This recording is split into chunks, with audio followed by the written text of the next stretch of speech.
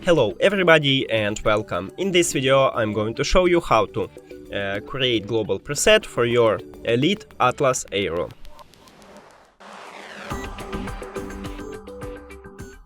You have to start by open the application, and right here we have global preset. We also have it here, it's the same.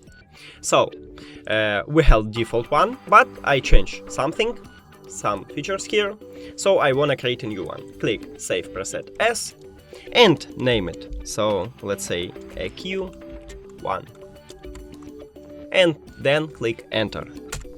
And we have this preset. So if we swap to the default one, as you can see, it changed. That's it. Thank you for watching this video. If you found it helpful, please consider subscribing to the channel and leave the like on the video. It's really important to us. See you later.